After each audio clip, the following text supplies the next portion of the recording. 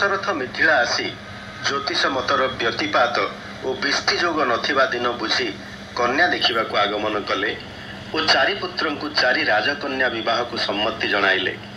जणागला सही चारि रमणी व्यतिरेके आउ रमणीया नारी नाहांती।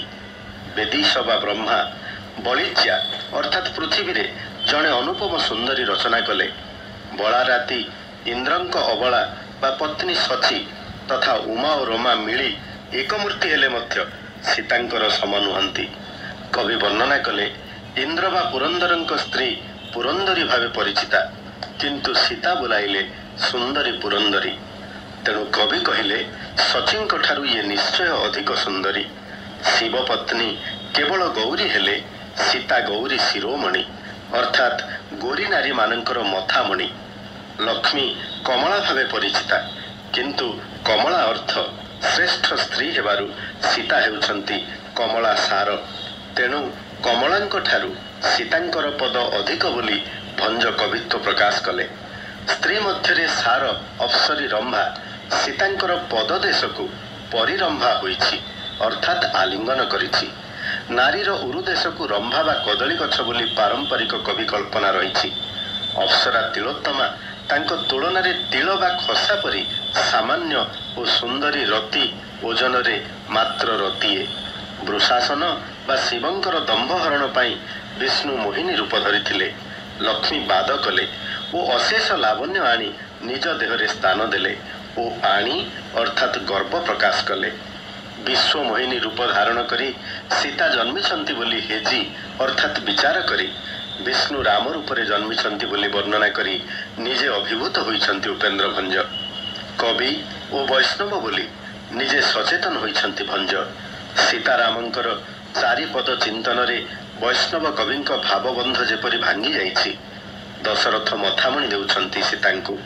कविंक दृष्टि रे ताहा गुप्त रूपरे विष्णु वक्षस्थित कौस्तुभमणि। सीतांकर वनवास बेले ताहा हनुमानक हस्तरे आसी सीतांकर संतक भावरे श्रीरामंक वक्षरे पुनर्बार शोभा पाइब। कन्या मानंकु सुंदर शोभा मंडित अवस्थारे देखि दशरथ वशिष्ठ आनंदित होइछंती। एइठी शेष होइछि काव्यर त्रयोदश छंद।